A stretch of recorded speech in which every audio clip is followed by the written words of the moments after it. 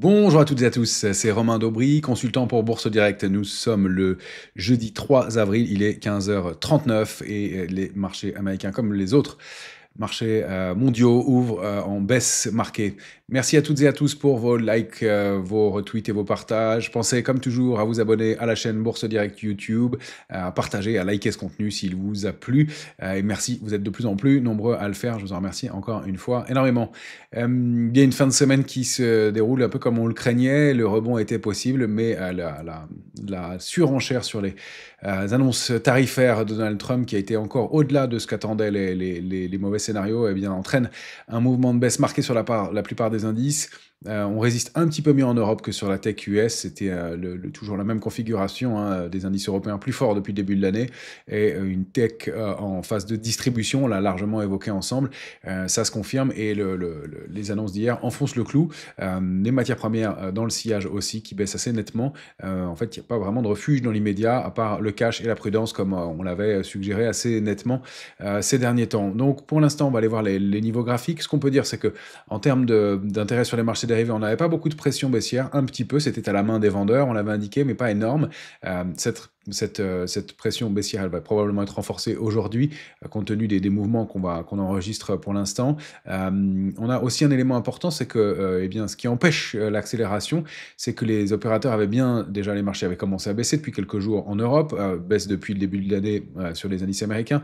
Donc on avait eu le temps de se protéger, d'observer ces mouvements de baisse, et donc les opérateurs se sont couverts. Et cette couverture dans les portefeuilles, eh bien, elle a ralentit les mouvements sur les indices européens notamment, hein. On parlait de complaisance il y a 15 jours, 3 semaines, et puis les mouvements de consolidation qu'on a enregistrés sur l'Eurostoxx, sur le DAX et puis sur le CAC 40, eh bien, ont permis aux opérateurs de se couvrir. Et puis évidemment, le rendez-vous des annonces tarifaires était attendu. Alors on pouvait imaginer, et ça c'est pas une bonne nouvelle, c'est que bien quand on attend beaucoup un rendez-vous et qu'on s'y prépare, eh bien que le marché résiste mieux qu'attendu.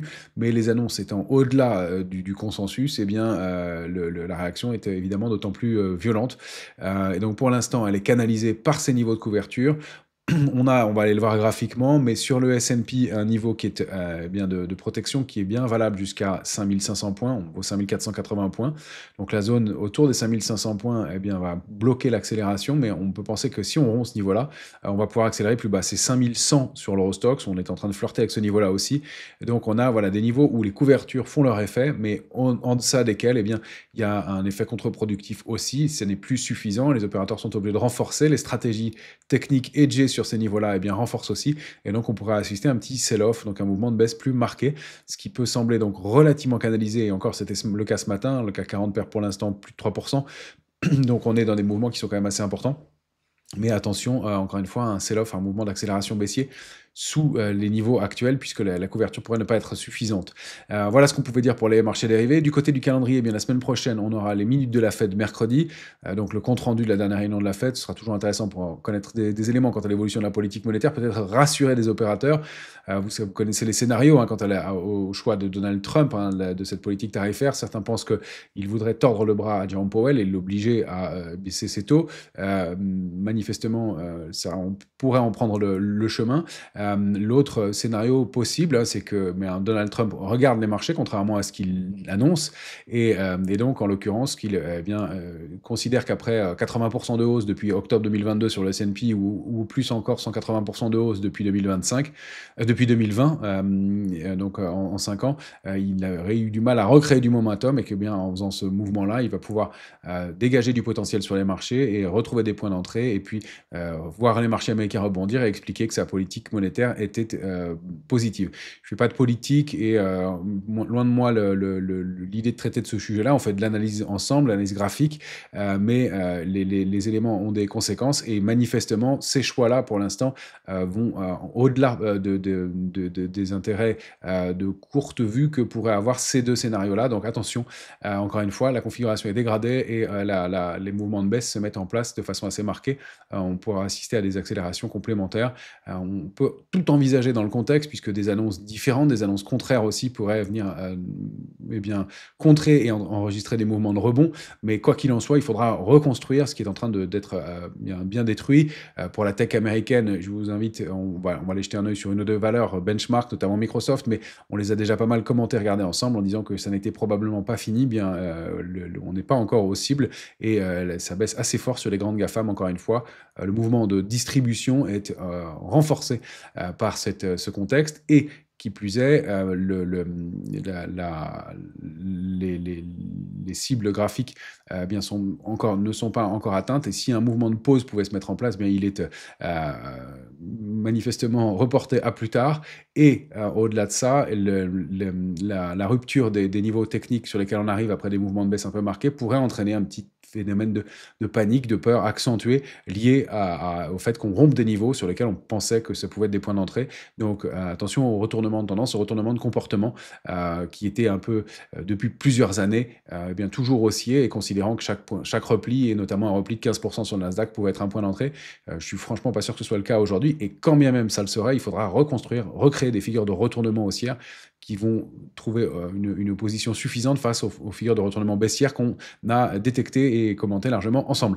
Alors pour ce qui est du calendrier, la semaine prochaine, je vous disais les minutes de la Fed mercredi, toute une batterie d'indices des prix à la consommation jeudi prochain, avec l'indice des prix à la consommation américain jeudi, et puis on aura vendredi l'indice des prix à la consommation en Allemagne, et on terminera par les prix à la production, autre marqueur d'inflation aux États-Unis vendredi. Ce qui est à noter pour la semaine prochaine, c'est que c'est le début des résultats des trimestriels aux États-Unis, avec le secteur bancaire qui va publier, pour commencer, dès la fin de semaine prochaine. C'est vendredi, je vérifie pour vous donner de bonnes informations.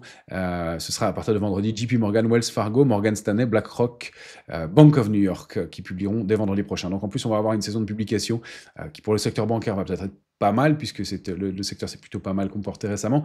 Reste à voir comment ça va être pour la suite de cette saison, et manifestement, ça pourrait être un peu lourd. On va aller voir nos indices en graphique immédiatement, et regardez, comme toujours, le S&P en hebdomadaire. Voilà, le mouvement est violent. La baisse et le range 5770, 6149 en prenant l'extension, eh bien, sont rompus. Donc ça donne pour l'instant des cibles baissières qui se situeraient. Alors si on prend le premier niveau et le plus étroit, c'est 5441. On n'en est pas loin. Ça correspond aussi à ce niveau de protection sur les options. Donc cette zone-là, elle va être clé et absolument à préserver, au risque d'assister en dessous de ce niveau à un sell-off qui sera probablement très rapide. Si on va aller chercher des cibles intermédiaires, on peut dupliquer le range précédent avec les extensions. J'avais pris un premier range plus court, et si on prend avec les extensions, pour faire des choses un peu plus précises, on pourrait aller jusqu'à donc ce niveau de 5391. Reste que en dessous de cette zone-là, en dessous de ces 5440, l'accélération serait probablement assez violente. Donc, encore une fois, prudence dans ce contexte. On n'a aucun signe d'apaisement et beaucoup de volatilité. Quand on regarde en journalier, eh bien, on ouvre la séance. Alors, ce gap-là est comblé. On ouvre la séance avec un nouveau gap baissier sous ce niveau de 5500. On voit que d'ailleurs on a buté dessus et qu'on repasse en dessous. Ces arbitrages commencent à se mettre en place. On perd 3,47% sur le S&P à l'instant. Le petit petite consolidation haussière a bien été franchement réactivée cette fois-ci à la baisse. Donc attention, sous 5441, il y a cette zone clé 376, 390, et après on a en mire très probablement bien une zone qui est située entre 5108 et 5057, et le bas du canal haussier de long terme. Je dézoome en mensuel, on l'a largement commenté, cette zone d'euphorie. Bien on y était bien, et manifestement on prend le chemin d'aller chercher au moins 5258, et pourquoi pas le bas du canal selon le moment on l'atteindra.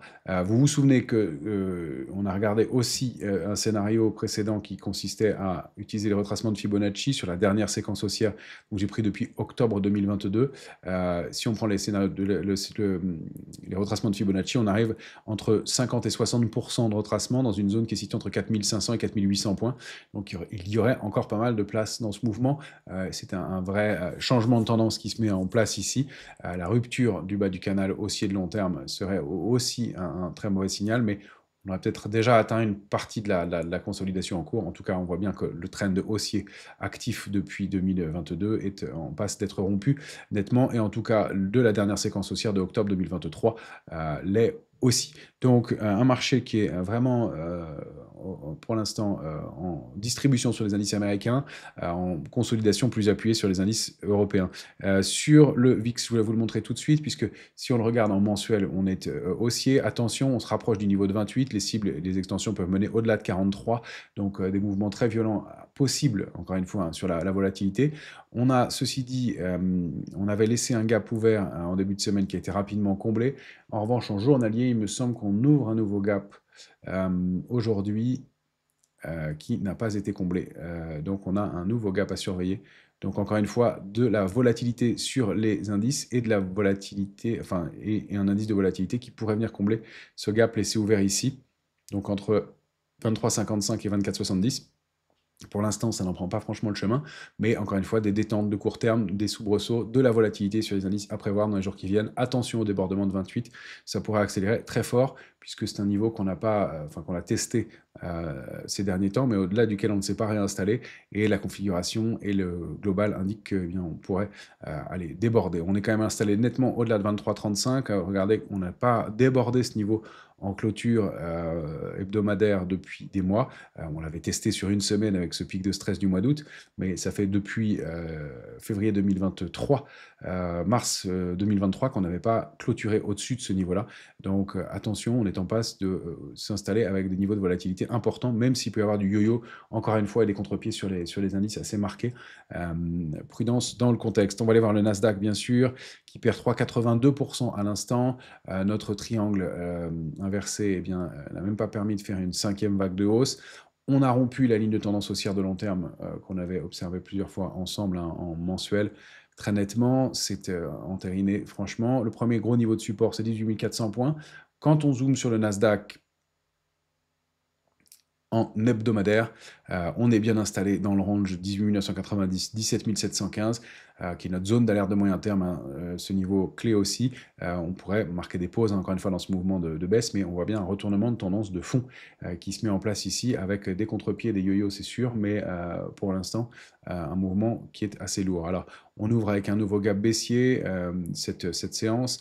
On ouvre sous des niveaux. Alors, on a des niveaux intermédiaires hein, qu'on peut observer ici, mais globalement, il faut au moins réintégrer ce niveau de 19 350, 19 514 pour neutraliser un peu le mouvement de baisse et réenvisager une hausse. Il faudrait passer au-delà de 19 890, mais on a quand même de grandes chances, vu la configuration, d'aller chercher nos extensions baissières autour de 17 715 au moins dans ce contexte.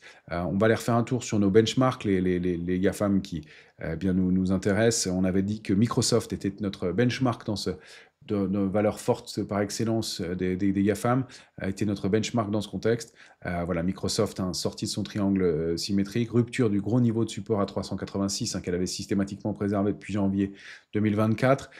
Ce niveau est enfoncé, donc on peut bien soit prendre la structure ici et viser 318,80 en dupliquant la taille du triangle par le bas, soit on est même un petit peu plus alarmiste et négatif et on considère que la structure s'est formée ici avec une épaule tête-épaule moche, puisqu'on aura une épaule droite très très longue. Donc j'aime pas trop ce manque de symétrie, mais en tout cas de dupliquer la zone par le bas et on peut voir des extensions qui iraient même un peu plus bas en direction de 307, 303, 307. Donc c'est le schéma de prendre ce mouvement. J'avais entouré ce niveau de 386 puisqu'on avait un doute là-dessus. Est-ce que l'indice allait faire un throwback et repartir? Même pas. Et l'indice, le titre Microsoft allait faire un throwback et repartir. Même pas, on part à la baisse directement. Premier niveau de support, 383, 335. Vous avez les niveaux en mire. Nvidia, eh bien, j'ai aussi repéré une figure graphique. J'essaye de voir graphiquement comment ça peut s'articuler. On avait plutôt des ranges avec 106, 140. J'ai eu des traits d'essai, pardon, hein, pour essayer de trouver eh bien, comment des opérateurs se positionnent dans ce marché. On est dans une zone clé, hein, 100, 106, 100, 100,94, 100 6,30 avec un possible triangle symétrique. Alors, on a surtout une ligne de tendance haussière qui a été testée une fois, deux fois en bas, mais avec des petits niveaux de rappel. Donc, ça fonctionne bien. En haut, deux fois testé. On est en passe de déclencher des niveaux d'alerte importants avec bien, des accélérations baissières qui peuvent s'étendre en direction bien de 90-35 dans un premier temps. Et là, on validerait à la rupture de 90-35 des figures avec des extensions plus importantes. J'ai été chercher loin des mouvements qui mèneraient à Nvidia à 27, je ne suis pas certain qu'on aille jusque-là, mais la duplication des figures et de cette ligne de coup qui se trouverait ici pourrait entraîner des mouvements un peu importants. Alors encore une fois, c'est un peu alarmiste peut-être dans ce contexte, mais il faut reconnaître que les éléments sont quand même assez négatifs dans le marché actuellement et que les nouvelles des tarifs pourraient entraîner une escalade. Et voilà, alors on va voir comment les réactions se mettent en place. Il y a aussi ces scénarios possibles d'alliance entre la Chine et l'Europe qui permettraient bien de contourner certains éléments de taxes et de faire front face à ce contexte. On arrive en Europe, eh bien, le DAX a rompu nettement cette fois-ci 22 235. Après des yo-yo autour du niveau en hebdomadaire, on est allé tester quasiment parfaitement le premier niveau de support à 21 785. On a un mouvement de baisse, encore une fois, qui est canalisé, lié à ces niveaux de couverture. Attention au passage sous 21 785, 21 800. La cible serait située entre 20 980 et 20 905. Alors, l'analyse graphique nous conforte avec ce scénario, puisque en étudiant la théorie des gaps, on avait eu un gap baissier ici qui a bien été un gap de rupture. On en est maintenant convaincu de sa position. Et bien, un nouveau gap baissier ouvert aujourd'hui et comblé en séance, eh bien, ça nous permet de viser donc avec la théorie des gaps, la duplication du mouvement par le bas. Vous savez qu'on prend le pied du premier gap, l'ouverture du jour suivant, et donc on peut dupliquer par le bas cette structure et ça nous ramène, regardez, exactement à 20 905. Donc même avec la théorie des gaps, on trouve des extensions baissières qui nous emmènent ici. Donc si la cible graphique des ranges nous envoie à 20 980, les extensions nous envoient bien au niveau de support. Il faut rappeler que le DAX était monté en laissant ces 5 gaps ouverts. Celui-ci, on peut le supprimer maintenant et il en reste 4, dont au moins 2 sont en mire pour les jours qui viennent. Encore une fois, dans ce contexte lourd, avec ces niveaux de protection qui ralentissent le mouvement, mais qui ne l'empêcheront pas, quoi qu'il en soit, si les opérateurs décident de vendre et d'alléger des positions. C'est un peu surprenant qu'on détruise aussi rapidement une importante partie de ce qu'on a construit depuis le début de l'année sur l'Europe, mais le contexte pèse manifestement. Si on se réinstalle au-delà du gap et donc de 22 235, on pourrait neutraliser le mouvement de baisse et reconstruire quelque chose. Vous avez compris que ce n'est pas le schéma privilégié pour l'instant, mais on ne peut pas l'exclure dans ce contexte d'annonce et de volatilité. L'Eurostoxx, bien sous 5325, on teste ce gros niveau de support, 5137 à l'instant, la zone 5111, 5086 c'est notre cible, c'est un gros niveau d'alerte. On va le remettre ici. Si on passe sous ce niveau-là, les accélérations pourraient être assez brutales avec en mire 4914 et encore une fois la duplication du range actuel. Donc, ce sont vraiment des niveaux cruciaux qui sont testés actuellement pile de revenir sur la borne basse du canal baissier et de la grande consolidation qu'avait formé l'Eurostoxx pendant les plusieurs mois avant de réactiver sa hausse en janvier dernier. Donc une grosse invalidation, en tout cas 5086, 5111, un vrai niveau à préserver sur l'Eurostoxx qui évolue dans ce range sous 5325, 5250 permettrait de redonner un peu de couleur à l'Eurostoxx. 5173, ce serait encore mieux, et ce serait un premier début, mais pour l'instant, c'est 5250 le niveau de réactivation. Donc tant qu'on est en deçà, eh bien, on peut assister à des répliques baissières, malgré des rebonds qui pourraient se mettre en place. Donc prudence, encore une fois, dans ce contexte. Sur l'indice CAC 40, on va prendre l'indice CAC 40 cash en mensuel. On avait évoqué eh bien, la réintégration du canal haussier de long terme, c'est le cas manifestement pour l'instant en ce début de mois d'avril, mais mars avait déjà clôturé en dessous. On a en mire eh bien, des niveaux proches, 7635 7635 était une cible, 7480 le support suivant. Ce qui est plus gênant et plus inquiétant, c'est que, bien, encore une fois, on fait des conjectures, on essaie de trouver des scénarios de marché, de lire ce que nous indiquent les graphiques. Cette oblique haussière, formée par les points bas du mois d'octobre 2023, du mois de août dernier et du mois de novembre dernier permettent d'envisager la formation d'une structure en épaule, tête, épaule en haut de marché, avec un déclenchement qui pourrait une rupture donc de 7154, cette zone située entre, pour le moment, 7250 et 7154, déclencher un mouvement de baisse marqué avec des cibles baissières qui nous renverraient dans des niveaux autour des 6000 points. Voilà, alors ça semble beaucoup dans ce contexte, mais encore une fois, pourra peut-être stabiliser autour de niveaux importants, mais ça fait une vingtaine de pourcents de baisse pour l'indice. Encore, ça paraît des cibles importantes, mais on monitore, hein, on échafaude des scénarios, pardon, et voilà. Donc il faut absolument préserver 7480, qui est le niveau de support sur lequel on a encore de la protection dans les portefeuilles. Donc cette zone-là est une zone d'amortisseur, 7480, 7635, mais en deçà, ça pourrait accélérer franchement. On a sur le futur CAC 40 la même configuration, mais on va aller voir notre graphique en 14 heures. L'enjeu, c'était de défendre ce canal baissier que j'aurais pu vous indiquer plus tôt, mais dont la rupture est marquée manifestement maintenant. Le risque, c'est évidemment à la rupture de 7793, encore une fois, dupliquer le range par le bas. On a une cible qui est située entre cette zone de support importante, 7538, 7562. Il faut vraiment réintégrer au moins le niveau de 7793 et pourquoi pas, dans un premier temps, la borne basse du canal baissier, donc des niveaux situés aux alentours des 7700 points, 7704 points, pour aller combler, reconstruire, réintégrer le canal baissier, reconstruire quelque chose et envisager une reprise haussière. Pour l'instant, on voit que ça n'est pas la tendance et que les extensions sont possibles. Donc attention, sous cette zone située entre 7565 et 7500 points, qui est une zone clé fragile, sensible, fragile, non, justement solide, mais qui pourrait, à sa rupture, déclencher des mouvements plus lourds. Donc, encore une fois, prudence, encore une fois, le cash est de rigueur dans ce contexte. Je ne vais pas aller regarder beaucoup de configurations de valeurs, mais je voulais quand même faire un tour sur quelques titres emblématiques pour montrer la configuration globale des indices, à l'intérieur des indices.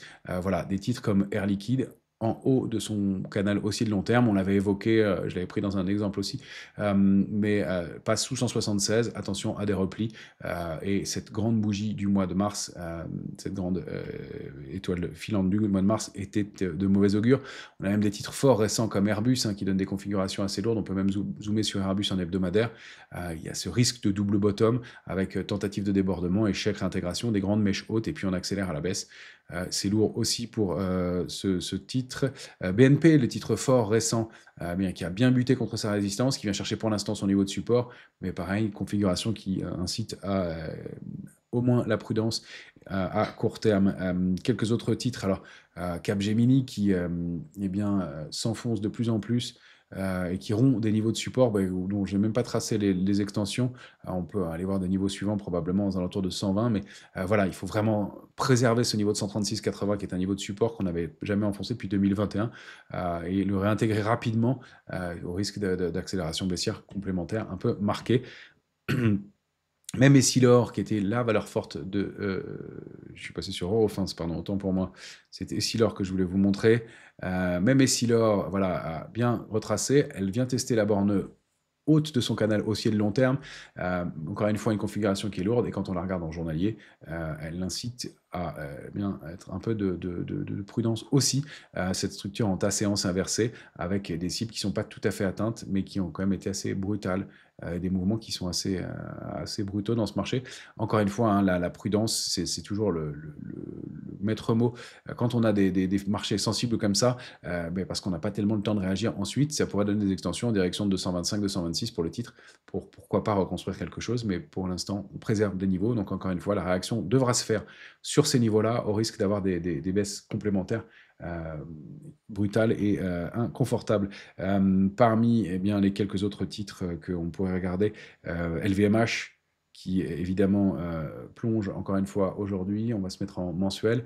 LVMH, alors qui est en train de tester son niveau de 543, la borne basse de son canal haussier de long terme, qui est très proche hein, en mensuel. C'est un niveau qui est situé aux alentours de 533. Il faut absolument préserver ce niveau-là, sinon c'est beaucoup plus grave. On pourrait accélérer en direction de ces niveaux de support suivants. Encore une fois, le contexte est lourd. Il faut vraiment réagir ici au risque de mouvements plus marqués.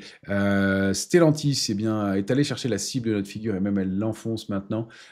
Stellantis, on avait, vous vous souvenez, détecté ensemble en juillet dernier cette grosse structure de retournement en épaule-tête-épaule, validée donc à la rupture de la ligne de coup au mois de juillet dernier. La cible c'était 10,03, bien on est bien en dessous, ça y est, et on rompt des niveaux hein, qui n'avaient pas été enfoncés depuis 2021 non plus sur Stellantis.